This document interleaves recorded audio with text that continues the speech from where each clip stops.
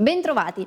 Ha inizio oggi il nostro viaggio assieme al movimento dei consumatori che ci aiuterà a districarci tra le diverse anomalie che ogni cittadino rischia di affrontare nella vita di tutti i giorni. Nel servizio di apertura parliamo di una nuova iniziativa che punta a informare il consumatore sui rischi della contraffazione.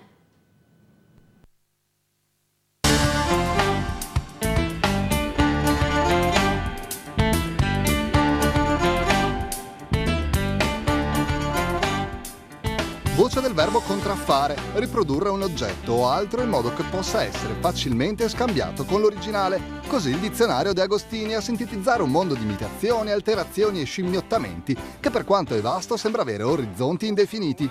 Merito, si fa per dire, di chi si adopera in copie di ogni oggetto desiderabile, nonostante lo strenuo contrasto delle forze dell'ordine costantemente intente a reprimere questo fenomeno a suon di retate, perquisizioni, sequestri. Tra i più recenti, quello clamoroso del 14 giugno, 4 milioni di giocattoli irregolari provenienti dalla Cina sequestrati dalla Guardia di Finanza di Padova, abile nel fermare un traffico di oggetti potenzialmente più che dannosi e nello sgominare una filiera commerciale che lucrava su questa compravendita criminale.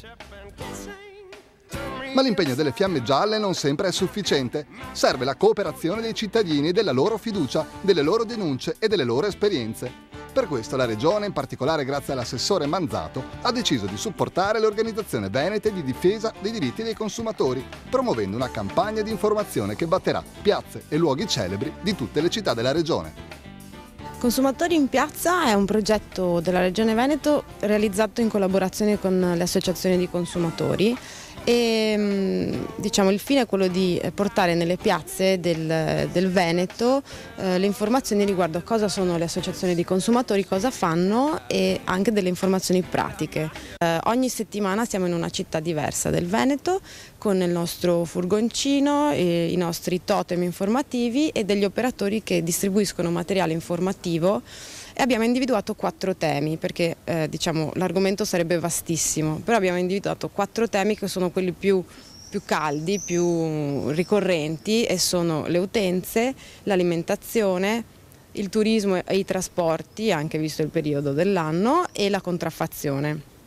4 temi che delineano i primi limiti di questo mondo dell'illegalità e che verranno sviluppati in un periodo di tempo incasellabile tra la fine di giugno e la fine del prossimo mese di ottobre. Per quanto riguarda le utenze, perché sono l'80% praticamente dei problemi per i quali i consumatori si rivolgono alle associazioni di consumatori.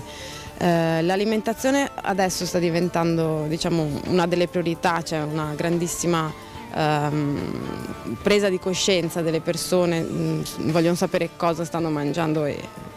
Invece per quanto riguarda il turismo e i trasporti, perché chiaramente adesso stiamo andando verso l'estate, quindi ci sono tutta una serie di problemi riguardo alle cancellazioni di voli, ritardi dei treni, problemi per i pacchetti vacanze.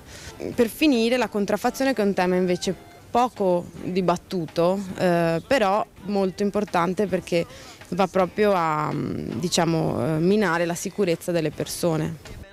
L'obiettivo primario degli stand e delle organizzazioni venete di difesa dei diritti dei consumatori sarà quello di far capire ai cittadini le reali differenze tra un prodotto originale e uno contraffatto. Differenze sostanziali, soprattutto quando si acquista un oggetto come un giocattolo quotidianamente usato da bambini inconsapevoli dei rischi. Puntiamo l'attenzione proprio del consumatore al momento dell'acquisto. È importante verificare che ci siano alcune cose base che ci possono aiutare nella scelta. Ad esempio, prima di tutto è importante che un giocattolo abbia la sua confezione. Se troviamo giochi in vendita così senza nulla, è meglio stare allerta. In secondo luogo, se il prodotto ha una confezione, sulla confezione deve essere riportato il marchio CE. E qui abbiamo l'esempio di una lampada giocattolo che non ha nessun tipo di marchio. Altra cosa molto importante è che sulla scatola devono esserci il nome del produttore e l'indirizzo, in modo da poter risalire se succede qualcosa, se si rompe, a chi l'ha prodotto o chi l'ha immesso nel mercato. E qui di nuovo abbiamo molti esempi di lampade, giochi che non hanno assolutamente nulla di tutto questo. Altra cosa importante sono le istruzioni per il montaggio e per l'uso in italiano. Allora mi sposterei dalla parte dei giochi invece diciamo corretti. Questo qui è una lampada simile a quella che vedete ha il marchio CE, all'interno ha le istruzioni in italiano e c'è scritto il nome del produttore e l'indirizzo. Questo è il libretto delle istruzioni, cioè come sarebbe normale ovviamente. Per legge diciamo che il libretto delle istruzioni all'interno di un prodotto è indispensabile, necessario. Esatto, e deve essere anche in italiano ovviamente, perché se lo rivendono in Italia deve essere anche in italiano. Io volevo chiederti anche un'altra cosa rispetto al marchio CE, che lo stesso marchio rischia di essere contraffatto. Sì, ci sono casi in cui diciamo, vengono contraffatti i marchi, sia per i giochi, nel caso del CE, anche per i cibi, i DOC, i GT.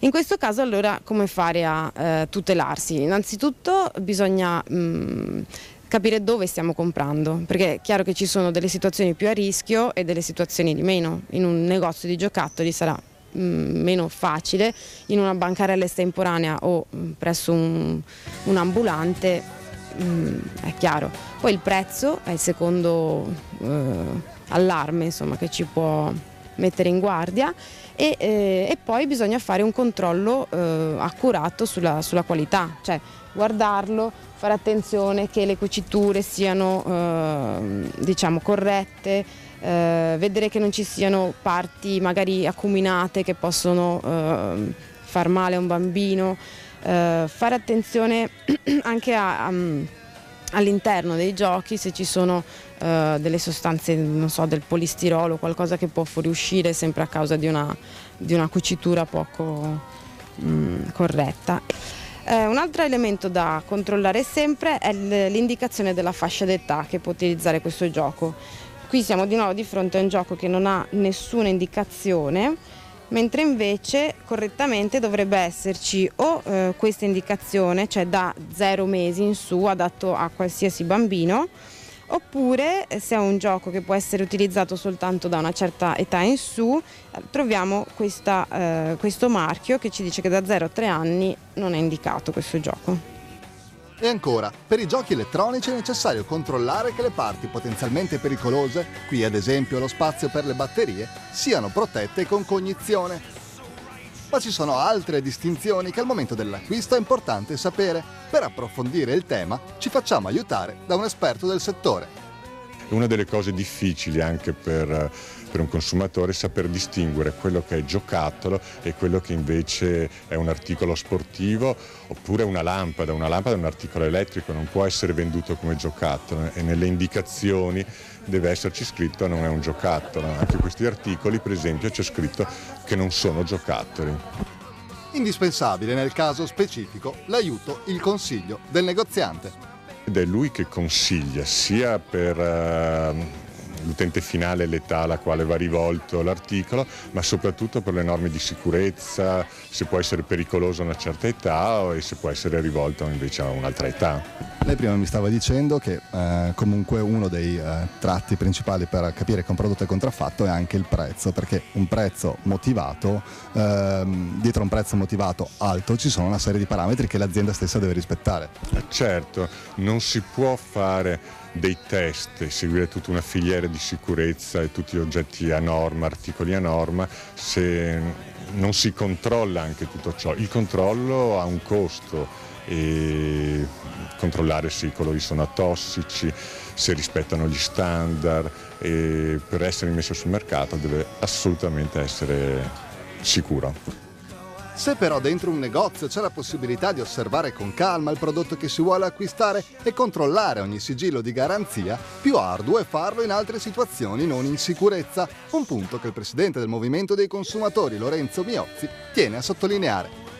E credo che il problema di giocattoli contraffatti o non a norma sia un problema che riguarda più le vendite fuori dai negozi. E specie, ripeto, il prezzo basso a volte è sintomatico di qualcosa che non è del tutto regolare e sicuramente anche il commerciante deve avere la responsabilità e la consapevolezza di rifornirsi da rifornitori, da rivenditori che vendono prodotti a norma, e dovrebbe lo stesso commerciante essere più sensibile anche nell'informare i consumatori sulle norme e sulle cautele che devono adottare. Ultima cosa, il consumatore a questo punto deve stare anche attento agli acquisti che magari fa tramite la rete, via internet. E questo è effettivamente l'altro vero problema. Comprare in internet non sempre significa essere tutelati, benché si possano trovare anche occasioni molto convenienti, o anche prodotti che nei canali ordinari non si trovano. La tutela dell'acquirente in internet sta anche, compito nostro delle associazioni dei consumatori, cercare di informare sempre di più. Questo è l'obiettivo della campagna che stiamo portando avanti come associazioni dei consumatori e Regione Veneto, per informare e tutelare meglio i consumatori. L'attività di comunicazione e informazione su questo tema, che riguarda la vita di ogni cittadino, si svolgerà anche attraverso il blog www.venetoconsumatori.it, che è connesso con i principali social network, Facebook, Twitter, tanto per fare due nomi molto conosciuti, e anche con il sito di videoclip YouTube. Grazie al convinto sostegno della Regione è stato pure attivato il numero verde 800 17 89 50, al quale rivolgersi per risolvere le difficoltà in cui ogni consumatore può imbattersi nel corso delle sue giornate. Informazione dopo informazione ci si prepara insomma ad una lotta a tutto campo, con il Veneto che ci tiene ad essere in prima linea, perché sconfiggere la piaga della contraffazione è molto difficile, ma non impossibile, specie se si inizia a tutelare e a dare l'esempio ai più piccoli.